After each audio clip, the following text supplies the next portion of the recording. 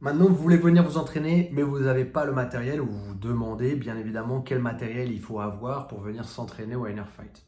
Alors, dans un premier temps, la base, c'est d'avoir des vêtements qui sont propres et des vêtements qui sont à votre taille et qui sont de la discipline. Je ne viens pas avec un maillot de foot pour faire un cours de boxe taille, je ne viens pas avec un maillot de basket pour faire un cours de lutte à livrer, je ne viens pas avec un kimono de taekwondo pour faire du jiu-jitsu brésilien. Et enfin, je ne viens pas avec des gants d'enfant ou 8 de taille ou de poids de 8 onces pour venir faire des cours de boxe thaï, de boxe anglaise ou de kickboxing. Si vous vous questionnez sur le matériel précisément, vous pouvez aller voir sur le site internet nrfight.com ou encore sur nos réseaux sociaux et aussi dans les clubs directement. Le tableau de matériel à avoir est affiché dans tous nos clubs. Brièvement, si vous voulez faire un sport de percussion, donc que ce soit boxe anglaise, boxe thaï, kickboxing, MMA, il nous faut des gros gants. Peu importe votre poids, peu importe votre âge, il nous faut des gants au minimum de 16 onces. Donc si vous ne savez pas à quoi cela correspond, vous pouvez juste aller dans un magasin et vous demander des gants de poids de 16 onces. Si vous avez besoin, nous vendons tout le matériel directement sur place et vous pourrez par la même occasion demander conseil à nos professeurs ou à la personne qui sera à l'entrée du club.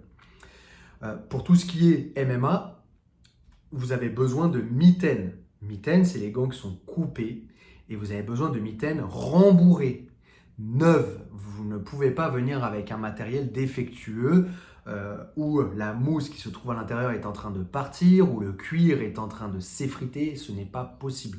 Vous risquez de blesser votre partenaire, vous risquez de vous blesser vous-même et vous devez investir dans votre pratique si vous voulez un minimum progresser sereinement et dans les meilleures conditions possibles.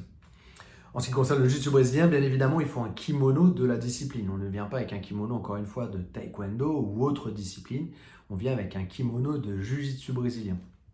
Pour la lutte à livrer, il faut ce qu'on appelle un rash guard. Donc, c'est un t-shirt qui est vraiment près du corps et qui garde la sueur.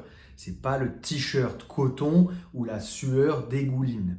D'accord? On a besoin aussi de fight short et d'une ceinture. Donc la ceinture, ça représente votre niveau. Vous n'avez jamais pratiqué, vous êtes ceinture blanche.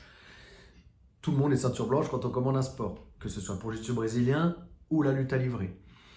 Pour la capoeira, il vous faudra l'abada. Pour cela, je vous demanderai de consulter directement votre professeur.